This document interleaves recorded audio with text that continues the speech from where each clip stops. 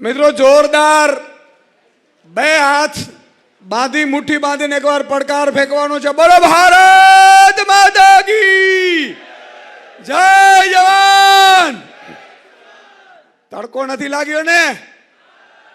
મારી માતા બેન માવડીઓ અહીંયા બેઠી છે. હવે મને લાગે છે કોઈ વાંઢો દીકરો નહીં રહી. હવે મિત્રો આજે આમ આદમી પાર્ટીની વિજય વિશ્વાસ સંમેલનમાં આજે આપણે સૌ ભેગા થયા છીએ. મંચસ્થ મહાનુભાવો ગોપાલરાયજી, મનોજભાઈ, રાજુભાઈ, બ્રિજરાજભાઈ, યુવરાજભાઈ અને માનનીય અરવિંદ કેજરીવાલજી, માનનીય ભગવત માનજી આપણી સાથે પધારી રહ્યા છે. મિત્રો આજે હવે આપણી અસ્તિત્વની છેલ્લી લડાઈ છે. આવનારી ચૂંટણીઓ નથી. જેમ અંગ્રેજોને બગાડવા માટે ભારત એક થયું હતું, જ્ઞાતિ, જાતિ, ધર્મ, વાડા બધું ભૂલીને એક થયું હતું, એમ આપણે હવે એક થવું પડશે. નહીં તો આ ભાજપ વાળા મિત્રો આજે તમે જુઓ, હું અત્યારે અમરેલીમાં જ્યારે આવ્યો ત્યારે ઘણા ખેડૂતો મને મળવા આવ્યા. મને કહે સુદાનભાઈ, હજુ પણ ટેકાના ભાવે જે મગફળી ખરીદી એના રૂપિયા મળ્યા નથી. આ વાત સાચી છે ભાઈ? હાથ ઊંચો કરો એટલે મને ખબર પડે સાચી છે. તમે કલ્પના કરો, પેલા તો આ ટેકુડિયું ફેકુડિયું બંધ કરવી છે આપણી સરકાર આવે ને એટલે. શેની ટેકુડિયું ફેકુડિયું ભાઈ? ખેડૂતને 300 મણ મગફળી થાય તો 300 ખરીદવી જોઈએ કે ના ખરીદવી જોઈએ? ખરીદવી જોઈએ કે ના ખરીદવી જોઈએ? તમે વિચાર કરો. ભાજપ વાળાને હમણાં મને મળ્યા, મને કહે સુદાનભાઈ, અમે ખેડૂતોને હવે મગફળી છે ને એ હાવ ઘટાડી નાખવાના છીએ. મેં કીધું કેમ? મને કે 200 મણ મગફળી ગયા વર્ષે ખરીદી કરી હતી એક ખેડૂત પાસેથી. પછી 2024ની ચૂંટણી આવી, ભરીને ખેડૂતો, માતા બેન દીકરીઓ, ખેડૂતની દીકરીઓ, ખેડૂતની પત્નીઓ, ખેડૂતની પુત્રવધુઓ બધાએ આપણે જોરથી મત આપ્યા. એટલે આ વખતે અમે 125 મણ કરી નાખ્યું. સમજણ પડે છે કે નથી પડતી ભાઈ? પડે છે કે નથી પડતી? નહીં તો હું મહામંથન જોતા હતા કે નહીં? મહામંથનમાં ચીસો પાડતો અહીંયા આવ્યો ને, હજી 5 વર્ષથી ચીસો પાડું છું. હવે જો બદલાવ નહીં આવે ને તો મારું ગળું બેહી જાય. તો મિત્રો કહેવા એ માંગતો હતો કે ખેડૂતોને આ લોકો એવું માને છે કે આગામી જો તાલુકા જિલ્લાની ચૂંટણી આવે છે એમાં જો ખેડૂતનો દીકરો, ખેડૂતની દીકરી, ખેડૂતની માતા બેન જો ભાજપનો બટન દબાવ્યું તો આ લોકો આગામી જે ચોમાસામાં મગફળી આવવાની છે એ માત્ર 40 મણ ખરીદી કરશે. કેટલી? હવે આ થવા દેવું છે? મને હાથ ઊંચો કરો એટલે મને ખબર પડે આ થવા દેવું છે. તો મિત્રો તમારી મારી જવાબદારી વધી ગઈ છે. આજે મુખ્યમંત્રી એના દીકરાને મુખ્યમંત્રી બનાવવા માંગે છે, કલેક્ટર એના દીકરાને કલેક્ટર બનાવવા માંગે છે, ડોક્ટર એના દીકરાને ડોક્ટર બનાવવા માંગે છે, એન્જિનિયર એના દીકરાને એન્જિનિયર બનાવવા માંગે છે. મિત્રો હિન્દુસ્તાનનો એક ખેડૂત છે, પોતાના દીકરાને ખેડૂત બનાવવા નથી માંગતો. એ એમ કે છે કે બિચારા છોકરાને કહે છે કે પોલીસની ભરતી આવે છે થઈ જા, ક્લાર્કની ભરતી આવે છે થઈ જા. મિત્રો 50 વીઘાના માલિક આજે હાવ આપણે જિંદગીમાં કઠિન પરિસ્થિતિમાં જીવી રહ્યા છીએ. ત્યારે આ બદલાવ એટલા માટે લાવવાનું થાય છે કે આપણે આપણા અસ્તિત્વની લડાઈ છે. કેમ એક ખેડૂત એના દીકરાને ખેડૂત બનાવવા નથી માંગતો? શું કામ? મિત્રો આની પાછળ મેં અભ્યાસ કરેલો છે. આજે અમેરિકાનો એક ખેડૂત છે, બરોબર સાંભળજો એટલે તમે કહી શકો બધાને. અમેરિકાનો એક ખેડૂત છે, એ અમેરિકાના ખેડૂતને એની સરકાર વર્ષે 54 લાખ રૂપિયા સબસિડી આપે છે. કેટલી આપે છે? કેટલી? અને આપણી સરકાર આપણે બાબાજીનું ઠુલું આપે છે. મિત્રો આ વિશ્વગુરુ નથી, આ ગુરુ ઘંટાલો છે. ગુરુ ઘંટાલો. આજે તમે વિચાર કરો, આપણી નીતિ એટલી ખરાબ છે કે મારો અમરેલીનો ખેડૂત, મારો ભાવનગરનો ખેડૂત, બરોબર ડુંગળીના 200 રૂપિયા મણ ભાવ હાલતું હોય, 300 રૂપિયા મણ ભાવ હાલતું હોય, એમના પરિવાર આખી ડુંગળી ઉત્પાદન કરીને ઘરમાં લાવે એટલે મોદી સરકાર છે નિકાસ બંધ કરી દે એટલે 5 રૂપિયામાં ડુંગળી જાય મણ, જાય કે ન જાય? અને છતાંય મારી માતા બેન દીકરી કે ખેડૂત ફરીથી ભાજપનું બટન દબાવે તો એમાં ભાજપનો વાંક કે આપણો વાંક? આપણો છે મિત્રો. એટલા માટે આજે તમને જગાડવા માટે આવ્યા છે. મારો ખેડૂત જાગશે તો સ્થિતિ થશે. મિત્રો આજે હું જોઈ રહ્યો છું ખૂબ અત્યારે તડકો છે, છતાંય તમે દૂર દૂરથી તમે બધા આવ્યા છો. તમે આવ્યા છો, તમે જાગૃત થઈ ગયા છો.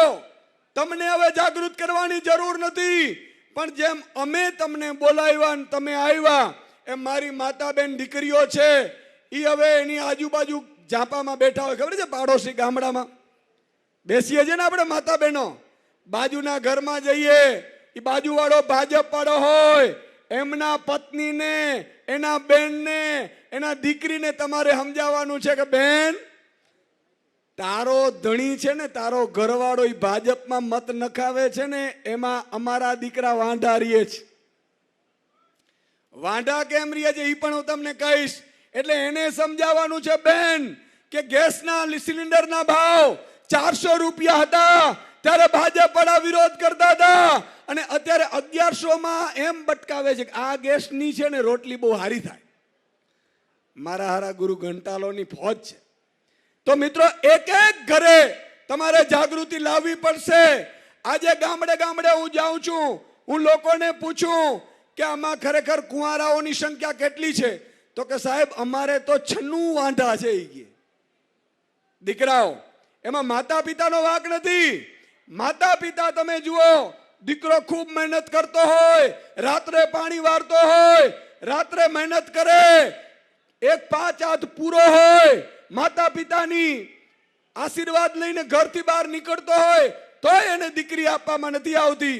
એ એટલા માટે મિત્રો, ગોપાલભાઈ ઇટાલિયા માટે એકવાર તાળીઓનો ગડગડાટ થઈ જાય. તો મિત્રો એ રાત દિવસ મહેનત કરીને દીકરો અને એમના માતા પિતા મહેનત કરતા હોય, છતાંય દીકરી જ્યારે માગું નાખવા જાય એટલે પૂછે કે ક્યાં રહો છો? તો કે અમરેલીના કુવાડ ગામડામાં રહું છું. શું કરો છો? તો કે ખેતી કરું છું. અચ્છા, ખેતી કરો છો? અચ્છા, તો મારે હમણાં દીકરી દેવાનો વિચાર નથી. આવું કહે છે કે નથી કહેતા? કહે છે કે નથી કહેતા?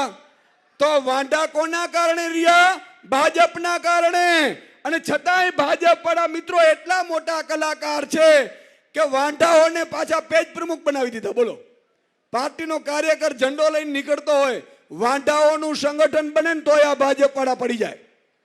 પણ મિત્રો આમ આદમી પાર્ટી, છેલ્લી વાત હું કહીશ કે આમ આદમી પાર્ટીની સરકાર આવે તો શું થાય? આમ આદમી પાર્ટી માનનીય ભગવત માન અરવિંદ કેજરીવાલજી 4 વર્ષ પહેલા સરકાર બનાવી પંજાબમાં.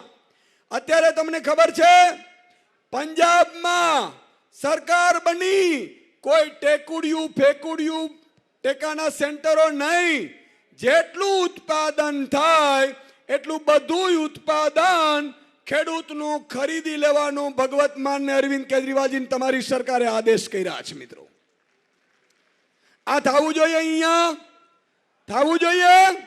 બીજી વાત મિત્રો, હમણાંની વાત કરું, ખેડૂતોને પંજાબમાં ભગવત માન અરવિંદ કેજરીવાલજીની 4 વર્ષ પહેલા સરકાર આવી, અધિકારીઓને મીટિંગ બોલાવી, અધિકારીઓને પૂછ્યું તમે કેટલા વાગે નોકરીએ જાઓ છો? એટલે એણે કીધું કે અમે 10 થી 6 ની નોકરી કરીએ છીએ. એટલે એમણે આદેશ કર્યો કે જો 10 થી 6 ની અધિકારી નોકરી કરતો હોય તો તમને રાત્રે વીજળી ખેડૂતોને શું કામ આપો છો ભાઈ રાત્રે 1:30 વાગે? મિત્રો પંજાબમાં દિવસે વીજળી મળે છે, 8 કલાક વીજળી મળે છે અને ખેડૂતોને ફ્રી વીજળી મળે છે. આમ આદમી પાર્ટીની સરકાર કરી શકે. મિત્રો આવું કરવું છે? વચ્ચે વચ્ચે હોંકારો દો એટલે મને ખબર પડતું આવે. મિત્રો માતા બેન દીકરીઓ બેઠી છે, અરવિંદ કેજરીવાલજીએ નેમ લીધું છે કે એક પણ માતા બેન દીકરી હોય એના ખિસ્સામાં મહિને જેમ કલેક્ટરને, ડોક્ટરને, એન્જિનિયરને રૂપિયા આવે ને એવા તમારા ખાતામાં આવવા જોઈએ. બોલો, આવવા જોઈએ કે ન આવવા જોઈએ? મિત્રો પંજાબમાં આમ આદમી પાર્ટીએ જાહેર કર્યું છે કે પંજાબની દરેક મહિલાના બેંક એકાઉન્ટમાં મહિને 1 તારીખ પડશે એટલે ટુઈ ટુઈ મેસેજ આવશે ને 1000 રૂપિયો પડી જશે એકવાર તાળીઓ થઈ જાય થાય. આ વ્યવસ્થા આપણે કરી છે મિત્રો. એટલું જ નહીં, પંજાબમાં એવો કાનૂન બનાવ્યો છે કોઈ પણ વેપારીની તાકાત નથી મારા ખેડૂતને ઓછા ભાવમાં ખરીદી કરે ને તો એની સામે FIR થઈને જેલમાં મોકલવામાં આવે છે. આ વ્યવસ્થા પેદા કરી છે આપણે. મિત્રો આ બધું કરવું હોય તો તમારે ઝાડુ લાવવું પડે. તમારો મામો ભાજપમાં હોય તો તમારે માનવાનું કે આ ભાજપમાં મામો છે. ઘણા લોકો મને એમ કે સુદાનભાઈ તમે ખૂબ મહેનત સારી કરો છો પણ મારો મામો છે ને ભાજપમાં છે. તો મિત્રો કૃષ્ણ ભગવાનને યાદ કરો. ભગવાન કૃષ્ણએ અર્જુનને કીધું બાણ ચલાવ. અર્જુને કીધું બાણ નહીં ચાલે. તો કે કેમ? તો કે હામે દાદા ભીષ્મ છે, મારો ભાઈ કર્ણ છે, દુર્યોધન છે. ભગવાન કૃષ્ણે કીધું કે જો તું નહીં ચલાવીશ ને તો ઈ તને મારી નાખશે અને તને મારી નાખે તો હું ઊભો છું ને એનું કોઈ વેલ્યુ નથી. યાદ કર મામો કંસ મારો શું થતો હતો? તો કે સગો મામો. તો સગો મામો થતો એને મેં જમીનમાં ધરબી દીધો હોય તો મિત્રો તમારે પણ પ્રતિજ્ઞા લેવી પડશે. આવનારી ચૂંટણીમાં ભાજપમાં રહેલો દરેક મામો, કાકો, દેરાણી, જેઠાણી બધાય મામા કંસ છે ને એમાં હાલવું પડશે. બોલો હાલશો? તો છેલ્લો એક વાત મને વચન આપીને મારી વાત પૂરી કરીશ. મિત્રો આજે એક પંક્તિ છે કૃષ્ણ દવેની. આ પંક્તિ બહુ સાંભળવા જેવી છે, તમને ખબર પડશે. આ પંક્તિમાં કૃષ્ણ દવેએ જે લખ્યું છે તમને સંભળાવું એટલે તમને ખબર પડે. સાહેબ અમે કેટલી રીતે અત્યારે મથામણ કરી રહ્યા છે. જો તમે મહેનત નહીં કરો તો આપણે ફેલ જશું.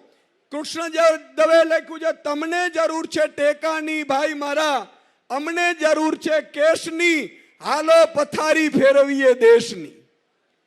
6 મહિના હાલે તો ગંગાજી નાયા, આ વર્ષાની વાતોનો મેલો, 7 પેઢી નિરાતે બેસીને ખાય, બસ એટલો જ ભરવો છે થેલો. દેવા દે ત્યાં લગી જ આરતીયું ઉતરે છે, કાળી ડિમાંગ આ ભેંસની, હાલો પથારી ફેરવીએ દેશની. છેલ્લી પંક્તિ, ફાઇલોના પરેવા ઘૂઘુ કરે છે, હવે ચોકમાં દાણા તો નાખો, ગમે તે કામ કરો અમને ક્યાં વાંધો છે. એટલે કે ફાઇલો રૂપિયા વિના કાંઈ નથી થતું, ભાજપના રાજમાં છે ને. પણ આપણા 50% રાખો, ચૂલે બળેલ કંઈક ડોશીઓના નામ પર આપી દો ગેસની એજન્સી, હાલો પથારી ફેરવીએ દેશની. મિત્રો આ વ્યવસ્થા બદલવા માટે તમારે એક વ્યક્તિએ 10 વ્યક્તિઓને આમ આદમીમાં જોઈન્ટ કરવું પડશે. બોલો કરશો? હાથ ઊંચો કરીને બોલો કરશો? બોલો ભારત માતા કી.